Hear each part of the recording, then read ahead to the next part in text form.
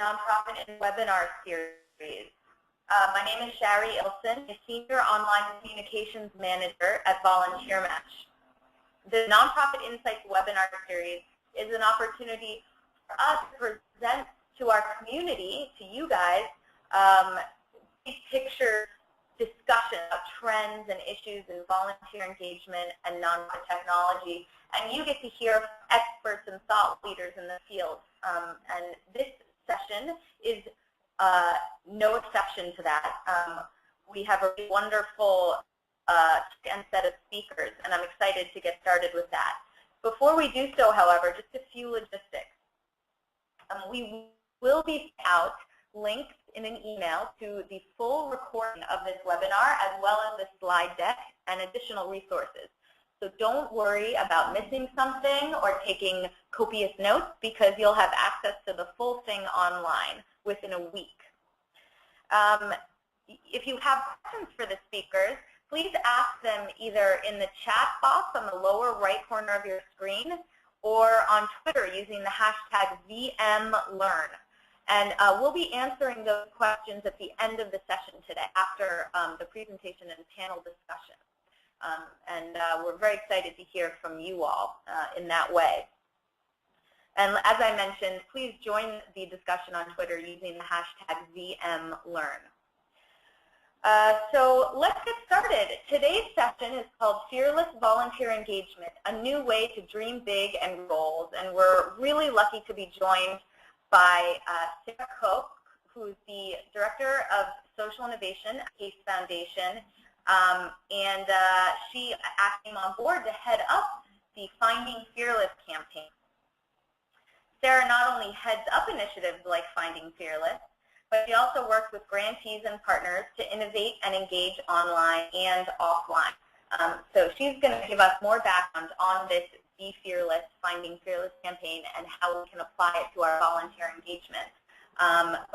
If there are any Wisconsin people on the call today, is from Wisconsin originally and apparently still lives for cheese and the Green Bay Packers. Maybe you have something in common with her.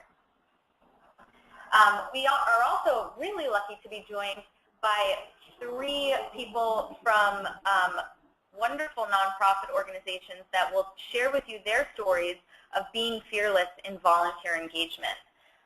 Kevin Curry is a civic hacker and a director of the Brigade, which is Code for America's volunteer community engagement program. He also created City Camp with the Code for America founder Jennifer Polka. City Camp is an event that connects government, community organizations, civic-minded technologists, journalists, and the public around municipal innovation. Kevin is a native of Virginia Beach, where he lives with his wife, his daughter, and his 2 pups. I can only imagine how exciting that is.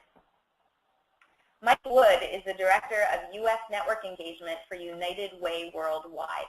His primary responsibility in this role is managing the execution of United Way Worldwide's strategy to deepen engagement with United Way executives, state associations, and United Way leadership networks, such as the U.S. National Professional Council. And really, Mike's roles and his what he's accomplished at United Way Worldwide is really unbelievable. He has had a really strong hand in all sorts of great programs to promote education. He developed the 3-year strategy for supporting United Way mobilization, which included the concept of mobilization groups and development of a strategic alliance with the Hardwood Institute. He also assisted local United Ways in hosting community conversations on education. So he's really just been a great voice and a great doer for the United Way if you've ever worked with them. Joan Young is the manager of volunteer services for the San Jose Public Library, which serves a population of over 1 million people. Joan spearheaded the library's implementation of Get Involved, which is a statewide initiative to bring high-impact volunteers to the library. This resulted in the cultivation of dozens of new skilled volunteer positions for the library. So I think Joan will have a lot to share with us. So now that you've met our wonderful speakers, I think I've talked enough for now. So I'd like to turn things over to Sarah, who will give you a little bit more background about Be Fearless and about what the Case Foundation is up to and how you can get involved. So Sarah, why don't you take it away? Thanks, Sherry, and I'm so excited about this webinar today. I think it's a wonderful opportunity to reach out to the entire VolunteerMatch audience and to really get an understanding of what organizations are out doing innovative things, doing exciting, experimental, risk-taking things in this sector. So let's just start it out by giving you a little bit of an overview of the Case Foundation's Be Fearless campaign. So this is a campaign that we have started to really push the social sector to say, you know, how can we do what we're doing better?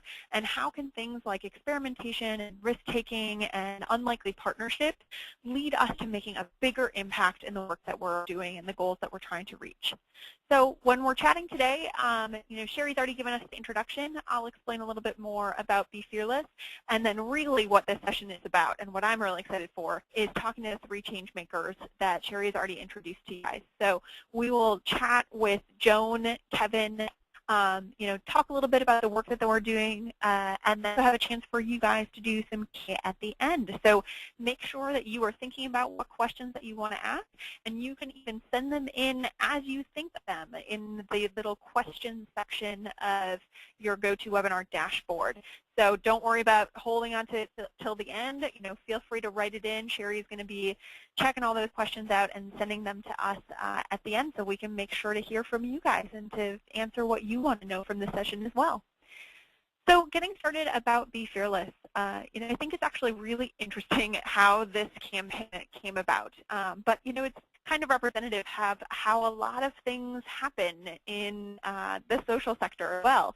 We celebrated our 15-year anniversary last year, and, you know, as anyone does on a big milestone, we wanted to take a chance to kind of reflect back and to look at those 15 years to say, what have we done well? What have we not done well, and how can we move forward being the best us that we can possibly be? And so we had a little reflection time for ourselves, and you know, worked with a company to kind of look back at the work and see, you know, how we wanted to frame our work moving forward. And they came back to us with these ideas of be fearless and really strong, incredible words like take risks and be bold, and really showing us that the work that we did was best when we pushed ourselves. And so we started talking about being like, oh, isn't this really interesting? We're super excited about this.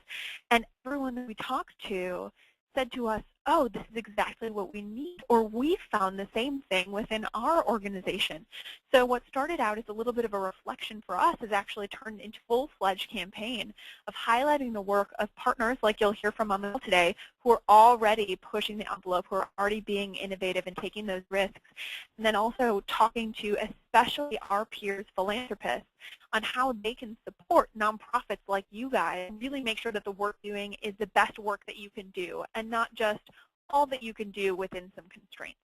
So that's what we've been talking about for the past year, and that's what we're really excited to talk to you more about today.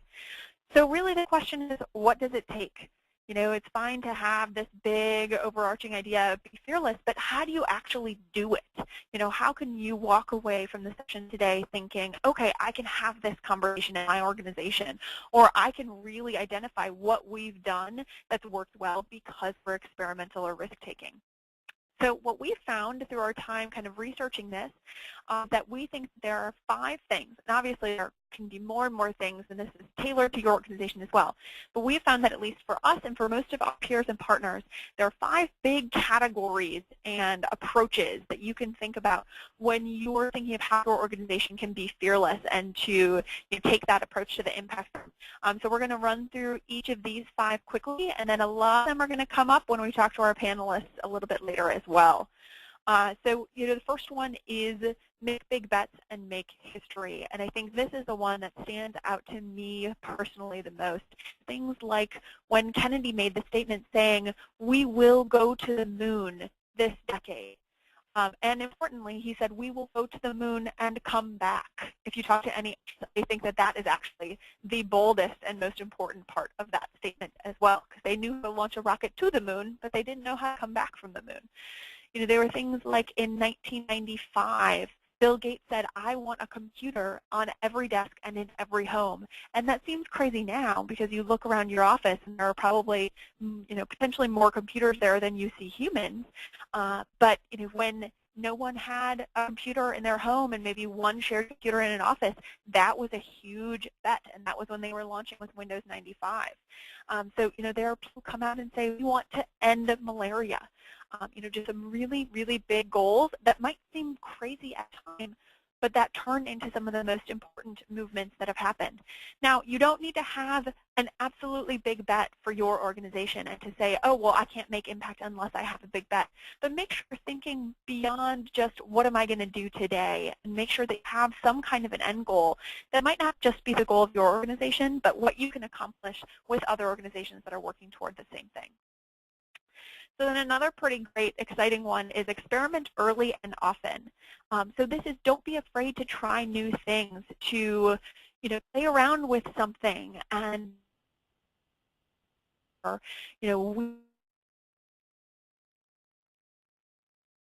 we only go for things that we know are 90% of us open up this chance for something and see how it works out. The kind of community giving project for a meal. And this meant he could get their meal for free. My meal normally would cost as well. They were doing just more revenue coming price. Their doors to people who normally wouldn't be. But if you try it, it works out just fine.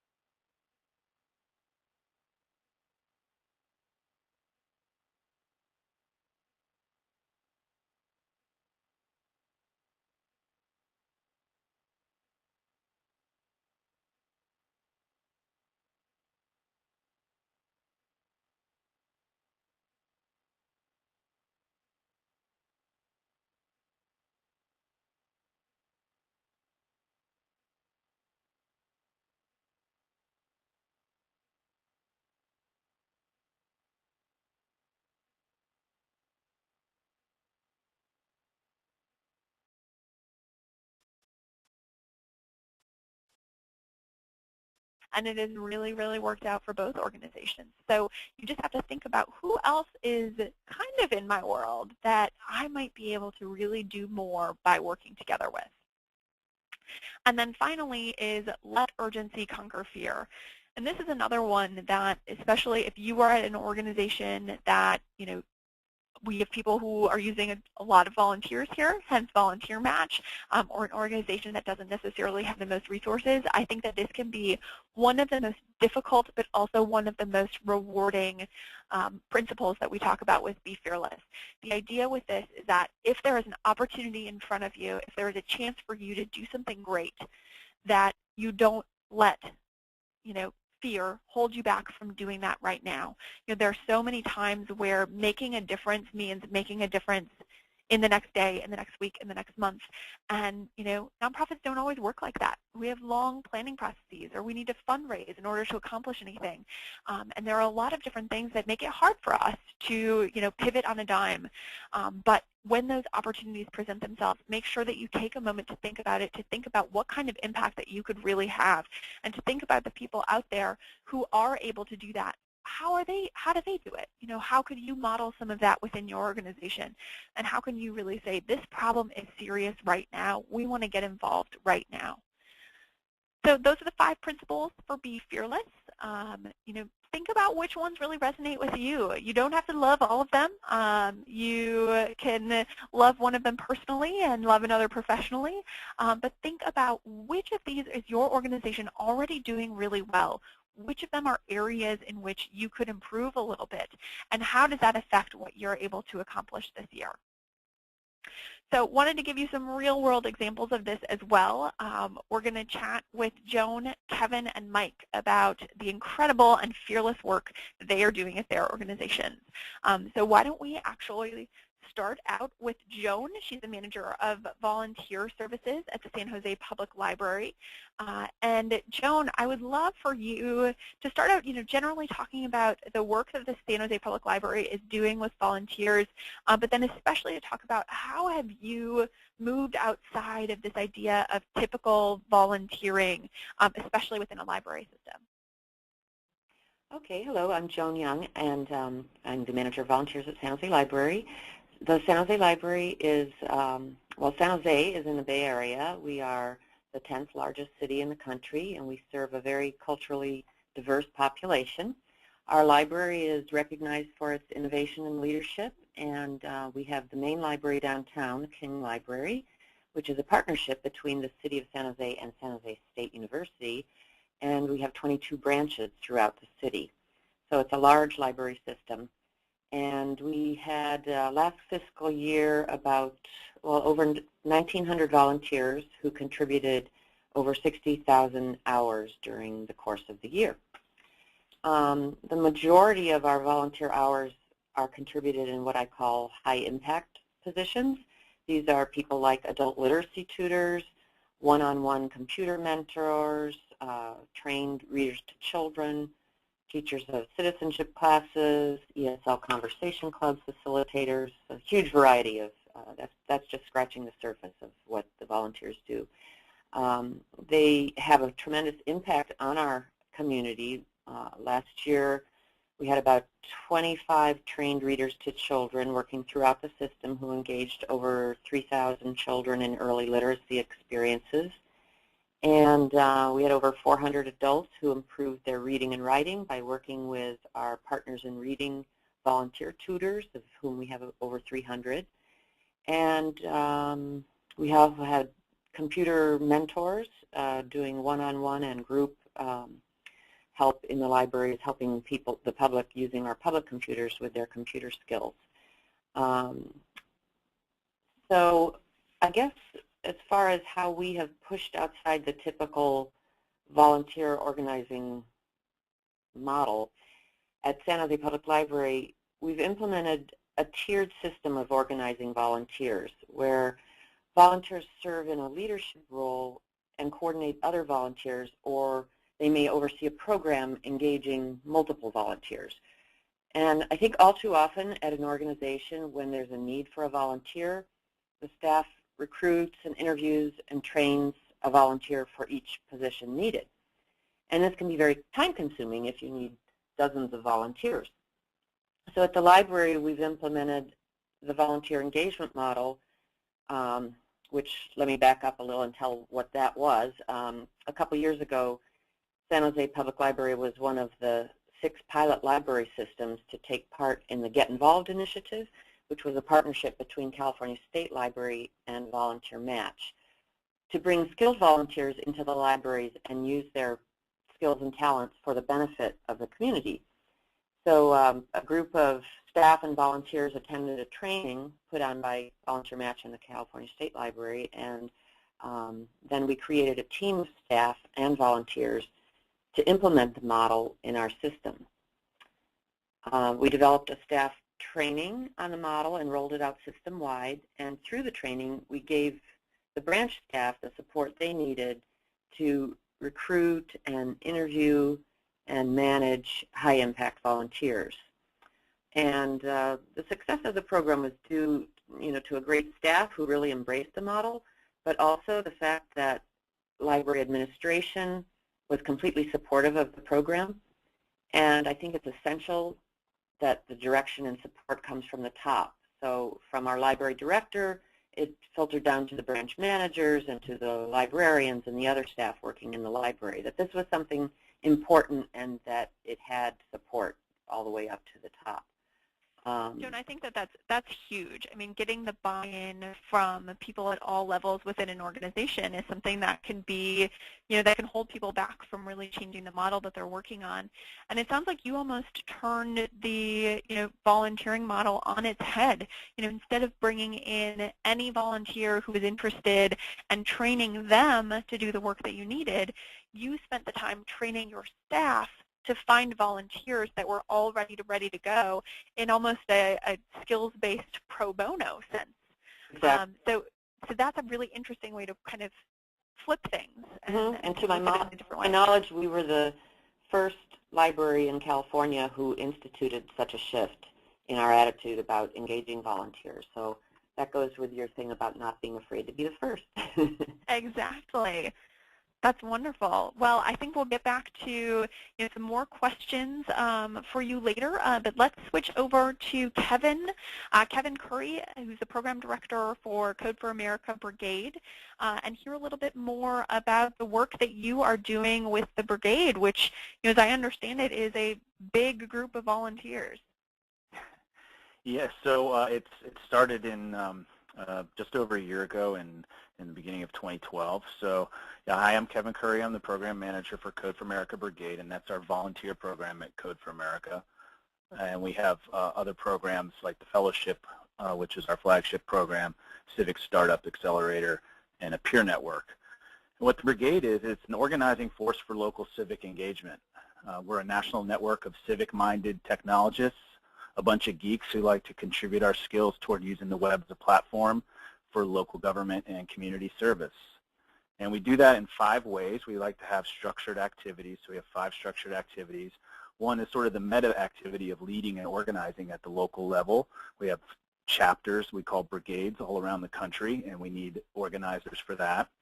And our other 4 activities are opening civic data, so in a way the digital libraries of information that your cities use to make decisions. We help get that stuff online. We help deploy civic apps, so if you ever saw a cool app in another city and you wanted to bring it to your city, we help do that. On one of those slides, there was a screenshot of the Adopt-A-Hydrant, and that's a perfect example. When people saw Adopt-A-Hydrant in Boston, they wanted to have Adopt-A-Hydrant in lots of other places. And when they realized, hey, I can adopt more than just hydrants, I could adopt parks or trees, it sort of spread around like that. We also help governments advocate for becoming more open. So that's using open data as by default, using open source civic software by default. And then, of course, we're Code for America, so we like to code. And so our 5th activity is contributing to open source civic software. We are, as Sarah mentioned, it's pretty big. We've grown, we're over 2,000 members. We have 40 active brigades. About half of those are led at the highest level of leadership, which is our captains program. We also have a tiered system and a train-the-trainer system, and I love hearing a lot of the similarities, and you know, I want to follow up on some of the lessons there in San Jose. So we'd like to train the trainers so that we can scale, so we have a small staff that helps do that. And yeah, things are going really well. It turns out that lots and lots of people want to code for America, and so we are trying to make it possible for them to do that. So it sounds like you're bringing together community members, community leaders, nonprofits, government folks.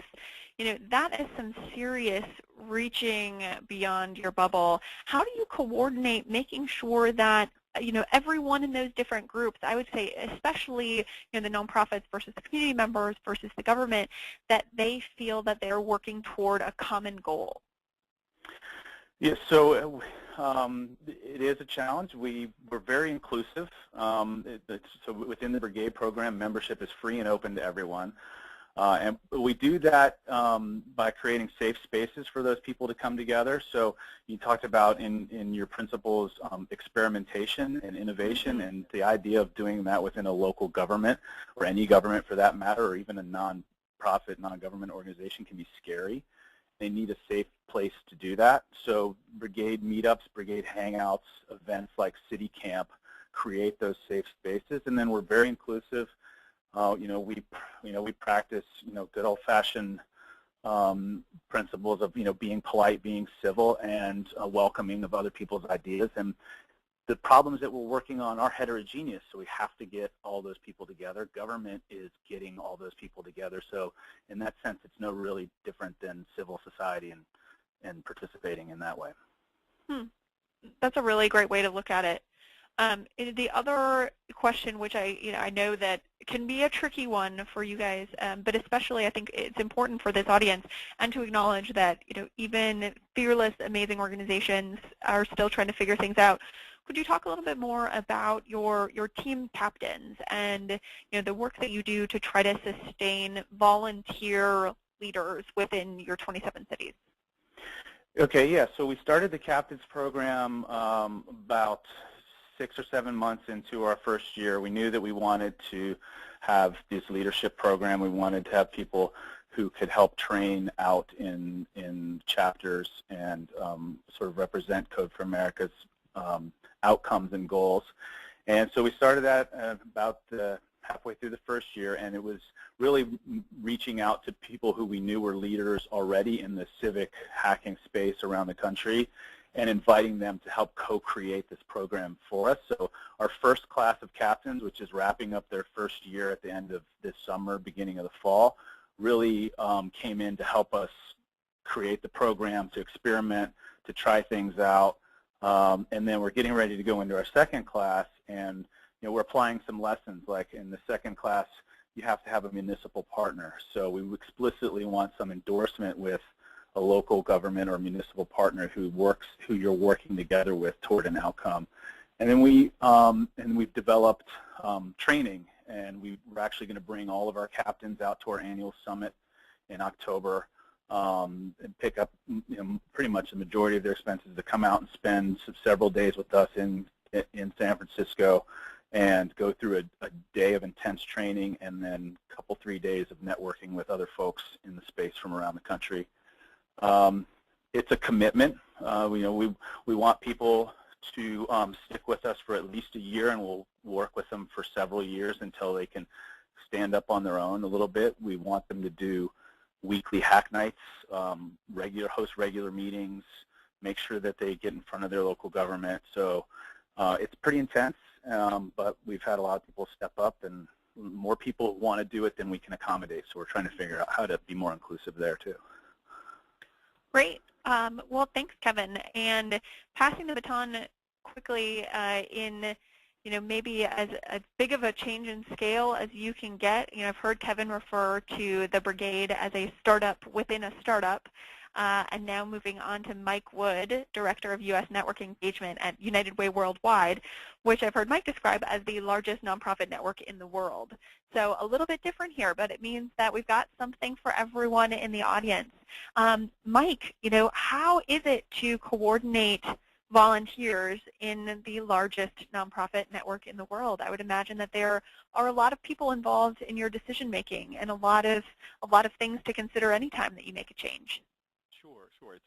It's certainly not easy, and you're right in the sense that we are a large organization, the largest nonprofit network in the world, and I'm sure that when most people, to be totally candid, when most people think about organizations that are being fearless, an organization that's 126 years old, like United Way, probably doesn't rise to the top of people's list.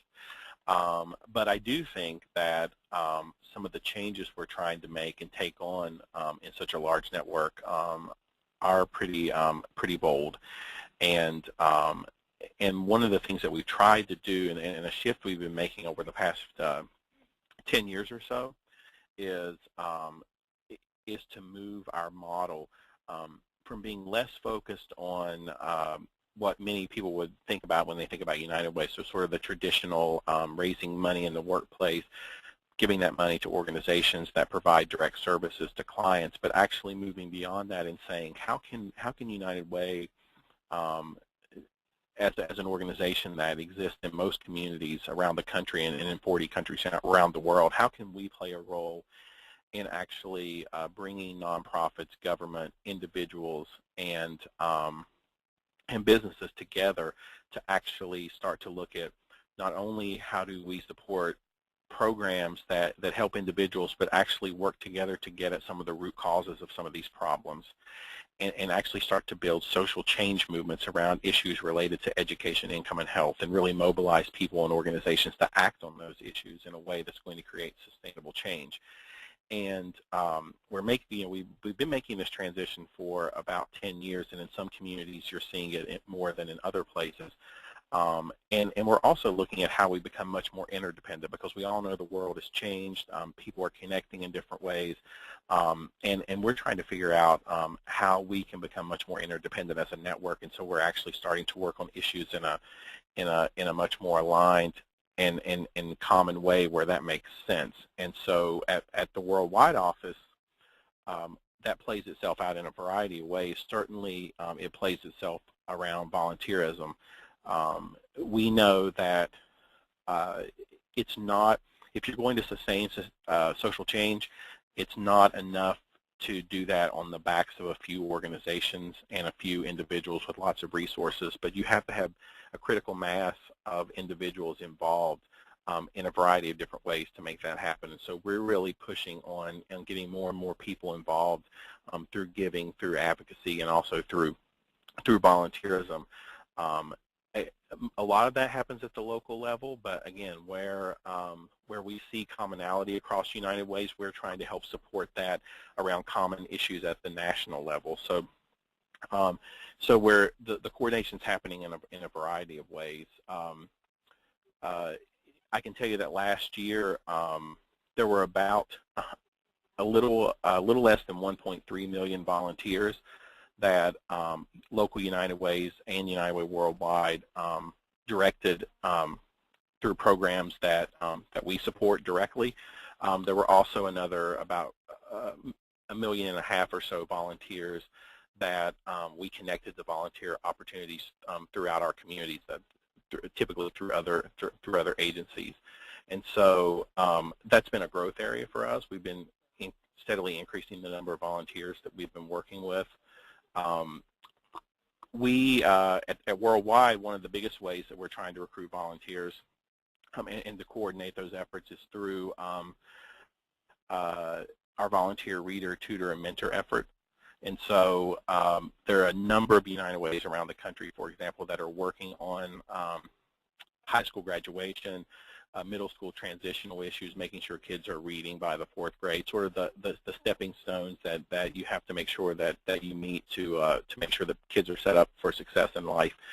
And that's a big issue for us. And so we've been trying to coordinate that at the national level and try to give lift to what the local United Ways are doing. And so we put out a call to action to actually recruit 1 million new volunteer reader, tutors, and mentors, working with our partners around the country over the next few years. and we started that last, I believe it was the year before last, and we've been making steady progress on that. We also, for example, we're doing a lot of work with the NFL around that, and so that's a big partnership of ours, and so we have a number of NFL players who are helping us recruit.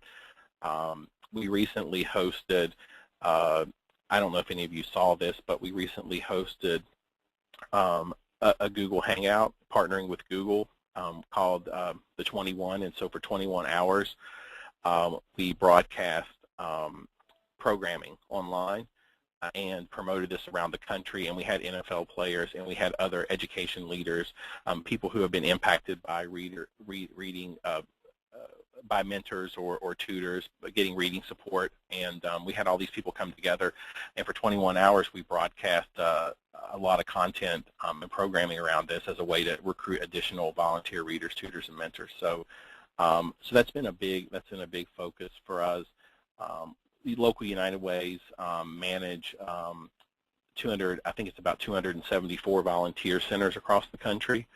And so those are primarily managed at the local level, and so it's a little bit of a combination. A lot of the coordination happens locally, but in a network like ours, where again we're becoming more and more interdependent, we're really trying to come up with ways that we can find commonality across borders and actually give lift to the work that local United Ways are doing by trying to help recruit additional volunteers through efforts like the ones I just described. That's great. Mike, so it sounds like you've gone from an attitude of, general volunteerism is positive, not that you're saying that it's not positive anymore, you're still supporting those efforts, but to a more focused, here are the ways in which we think that volunteerism can make a big impact around the issues that matter to us. So kind of going broad to specific. Yeah, that's exactly right. And have you seen any pushback from leadership or local chapters around such a significant shift, or have you done anything to make sure that they have buy-in? We have. I oftentimes when you work in a network like ours, organizing our network is not unlike a community organization. A community organization would have to work to organize their local community, and so there are not a lot of mandates that come down from United Way Worldwide that local United Ways have to respond to, other than sort of your basic governance mandates. And so the network has to want to work together to actually do this kind of work. We do continue to refer people to all kinds of volunteer opportunities. That's certainly something that our volunteer centers work on every day, but we think, and where we're placing our bet, and where we're taking a risk, going back to some of the Be Fearless principles, is that we, in our working communities, and again this bubbled up from communities, what we're hearing a lot from people is that there's a lot of frustration out there with the fact that the country's not making as much progress as maybe it should be on some of the big issues, and in some cases we've slid backwards. But we could make more progress. But the challenge is that people, when you go out and talk to just sort of everyday people in communities, they'll express their frustrations, and what we hear is that there are a lot of concerns in communities are that people, they want to do something to make a difference, but they're not sure that there's something that they can do that's going to make a significant difference above and beyond the individual act. And so we feel that there are some people that certainly want those opportunities, but people are also hungry to be part of collective action, so to be part of something that's larger than the individual act itself. And so that's where we see a real opportunity, and that's why we've started to focus on some key issues, because we believe that if we can help people build a pathway and see the pathway between their individual action and a larger set of actions and strategies that are happening across communities to solve a problem, they can actually be part of something that's much larger and much more coordinated. And we think that's going to be appealing for people, and we hope that by actually doing that and being more strategic, we can actually get greater results. And again, I think there's a lot of people that are hungry for that. They want to be part of something where they know that that it's going to drive to a larger change. That's great, Mike. I mean, it's a collective big bet, right? You're looking for what people want to accomplish, finding the right people, getting them in the room, and working on it together. I love it. So, Sherry, is it time for us to do a little bit of Q&A? Are there some questions that have popped up for our wonderful fearless changemakers? Oh yes, people are really excited about what they've heard so far, and they certainly have questions. Before I start firing away with them, I want to apologize to all of you. Our building here at VolunteerMatch, the managers have decided that Wednesday at lunchtime is a great time to do construction work. So you may be hearing what sound like high-powered concrete drilling in the background, and that's because that's what it is. So I'm sorry about that one, but I will certainly try to talk over it. It's just part of the experience, Sherry, right? We're showing them that it can be hard work, but it's still inspiring. You got to power through, fearless in the face of construction work. So yeah, we have a number of questions, and I'm going to try to get through as many of them as I can, but I encourage people afterwards to continue the conversation on Twitter and to contact people directly now that you have their Twitter handles. The first question was actually directed specifically to Joan, although I think that any of you could probably speak to this really well. We might be ready to be fearless in our roles, and we might have some great ideas for new programs or for big or small bets that we want to take. How do we get the buy-in from senior management that's so key for the success of these programs? Well, I've just been very fortunate in that area because we had a manager who was right there with me when I started in this position. And we've been fortunate in our management. But I would say, just start the conversation, give examples, tell stories. For instance, we had an incident where someone came into the library who was a retired teacher and wanted to volunteer. And, I guess her first experience, this was years ago, was sort of like, well, what can I do? And the staff was sort of like, well, we're not sure. We have this and this and this. But, it gave us the impetus to really analyze our system and realize we need to be the kind of place where someone can come in, whether they're a retired teacher or whether they just want to read stories to kids or whether they are a retired city manager or they're still working full-time and want something to do to make an impact in the community. We need to be able to accommodate all those different levels and interests. So I think sharing some actual stories like that is a really good way to make it happen. If you can get on the agenda at a management meeting, and just actually one of the most powerful ways is to bring the volunteers in themselves to tell the story. For instance, we had an all-staff in-service before we rolled this program out, and so we have over 400, 500 full-time employees, and they all came to the in-service to hear from 3 volunteers who were already doing this type of high-impact volunteer work.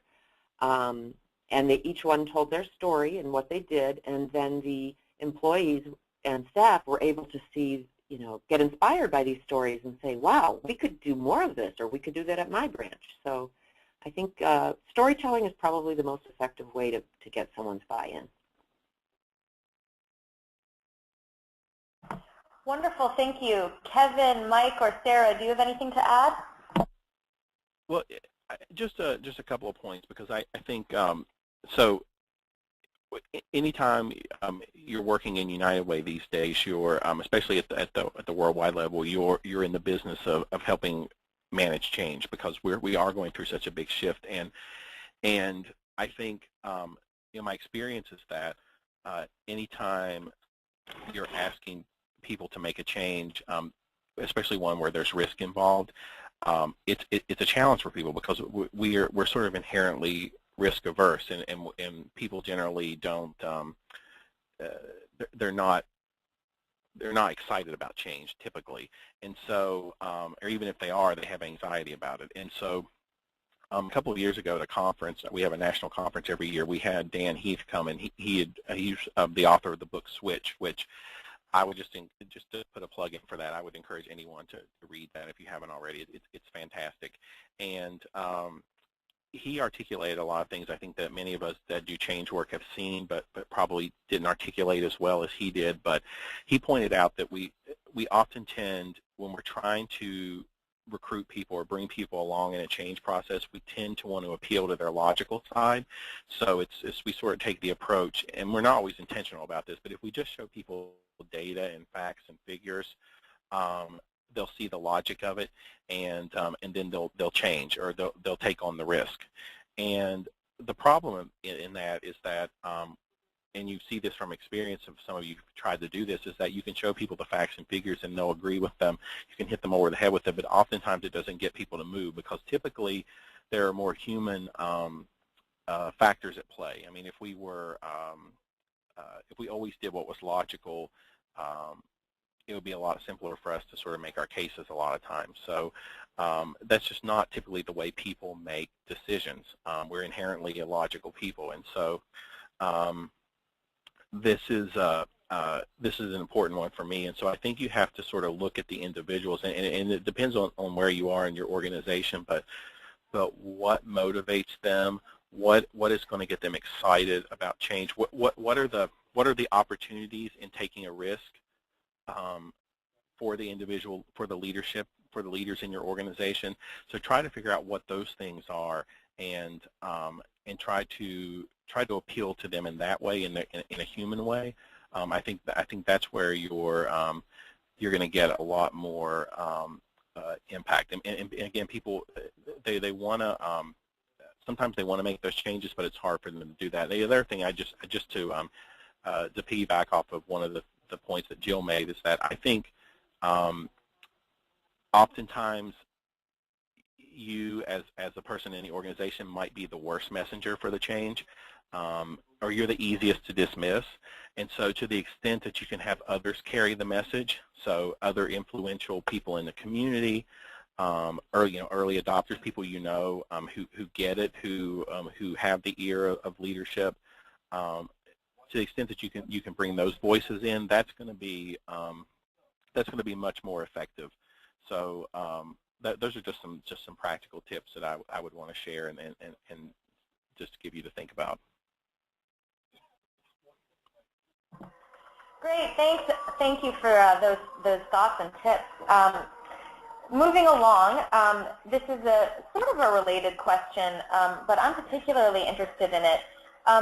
One of the tenets of the Be Fearless campaign is to make failure matter.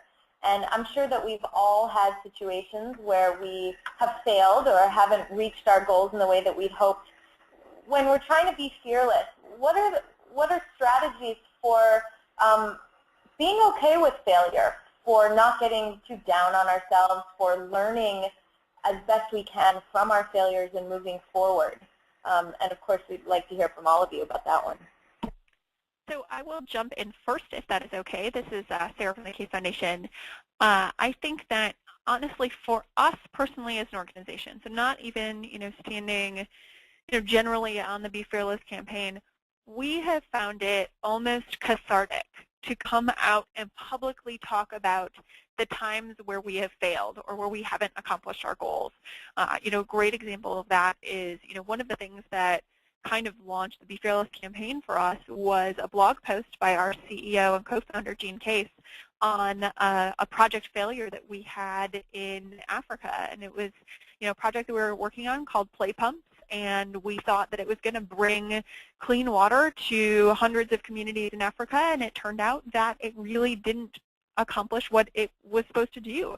It just wasn't really tailored for every community, and it was breaking, and there were just all of these problems, and we weren't achieving it. And instead of just writing it down on our books as, oh, well, that's something that didn't work out, which I think a lot of organizations do, of, well, we worked on this project, we won't talk about it because we're only going to talk about the things that worked for us.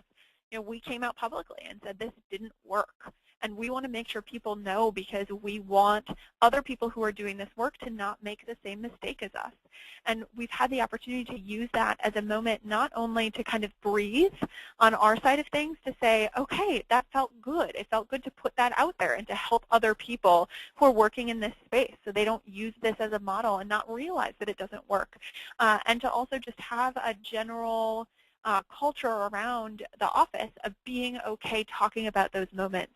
And it really opens up the types of conversations that we can have here, and the times throughout the year when we assess the work that we're doing, to have a calm and free understanding of talking about both the successes and the failures. I think that it makes us as individuals better at the work that we do, and as an organization, a lot more cohesive in terms of being able to move forward with whatever project that we have. I'll jump in on that point too. I think that being comfortable with failure kind of goes along with being comfortable and having a mindset of doing experimentation and validated learning.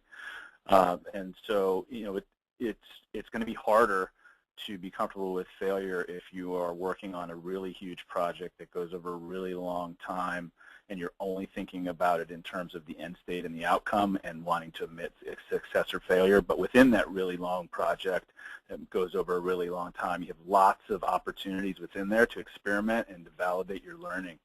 And so, we do surveys where we ask for feedback, and we're honest about the results. I was just processing one that was a membership survey about how satisfied people felt about the program and their participation, and what they thought they were getting support in and what they need more support in. And we're going to share that right back with them in terms of what we learned. So I think if you're experimenting a lot and you're objective about that, and scientific in your approach, and that you validate with the people who you are working with, whether they be volunteers or the organizations that volunteers support, then you'll become more comfortable with failure and understand what its place is. Wonderful, thank you. We've got a few. Oh. Sorry, just a quick thing on this, and then we can move on. I also think that and we deal with this all the time. I think part of it too is reframing the question. So, and I don't think we do this enough. But this is really about risk management, and so there's often a risk in taking an action.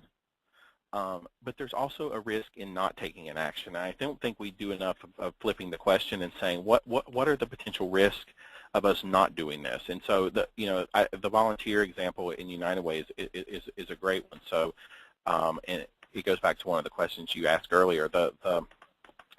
Sure, there's a risk in saying we want to be more strategic in our volunteerism, but there's also a risk in not doing that, because we know that we have a couple of million volunteers, and that's fantastic. But what about the millions and millions of people out there that are potential actors in change, who are looking for something to do, but they want to know that it's connected to something that's going to create a larger scale change? What about those people? What are the risks involved in not acting and potentially losing the opportunity to connect with those people in a way that's going to create real sustainable change and build our credibility and our effectiveness? So I would just say be willing to sort of flip the question as well.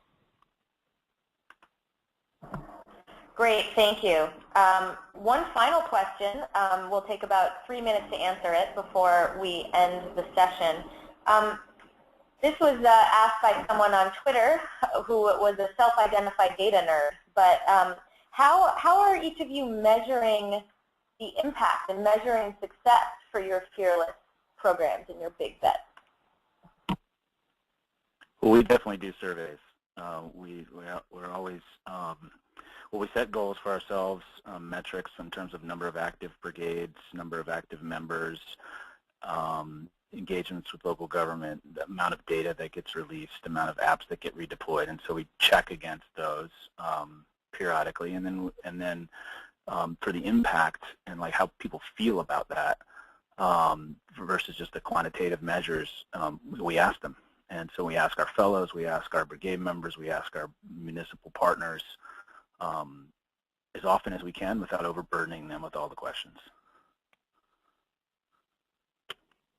And here at San Jose, we do also survey our volunteers and staff, and then we use that data to create our goals for the coming year. So we're a very data-driven organization. Yeah, we're also very data-driven at United Way. I think they're the things that we measure that are sort of obvious, you know, numbers of volunteers engaged, and then what was the experience like for them. But they're also, depending on the programs and things that they're involved in, there are different ways that we can measure that. So, you know, just as an example, volunteers that are part of our volunteer income tax assistance programs, we can measure the impact of that work in terms of actually how many dollars are saved for people who come to those services, how many EITC dollars are brought back into the community because of people who access those services who otherwise wouldn't be able to. So there are things like that we can do. I think the larger, just to your question about outcomes, the larger question of how do you connect those strategic and targeted actions to a larger scale change in the community. So how are the volunteer reader tutor mentors program adding up to have an impact on moving the needle on high school dropout rates, as just as an example, a United Way example? Those are that's an emerging science in this sector, and it's something that people are continuing to struggle with. I mean, I think it goes back to the sort of the point that Kevin was making. I think it's both a combination of metrics data, but also qualitative data and storytelling. So can you, at the end of the day, the impact that you're measuring, does it actually add up in a way that when you tell the story of how you've contributed to a large-scale change, people are going to look at that and say, I can see where that's had an impact on moving this needle, or are they going to say there's no way that that's had a significant impact? And so there's sort of a smell test that people in the community look for, and I think you have to pass. Wonderful, Sherry, thank you. Can I jump in with a final 30-second question? We are just about out of time, so if it's really 30 seconds, yes. Okay. First person to answer this wins. Joan, Kevin, and Mike, do you have any advice for an organization that is working to be fearless? Just do it. So, yeah, just do it. That's a good one. It's said before, but that's okay. Okay, so unfortunately our time together is at an end, at least for this month. Thank you everyone for joining us. Again, we will be sending an email to everyone within 1 week with links to the full webinar recording and the slides, and as well as some additional resources from our speakers. I want to quickly tell you about next month's webinar. Next month's webinar is part of a special campaign we're running at VolunteerMatch called Millennial Month. We're going to focus August all on millennial engagement and millennial volunteering, and our speakers for the Nonprofit Insights webinar will be Carrie Dunn-Saratovsky and Derek Feldman, who just released a book all about millennial engagement. That'll be on August 14th, and you can register at learn.volunteermatch.org. So again, thank you to Sarah, Joan, Kevin, and Mike for joining us, sharing your stories and your expertise, and really inspiring us to just do it. And thanks to all of you attendees for calling in and joining us, and I look forward to seeing you again on a future Nonprofit Insights webinar. Have a great day, everyone.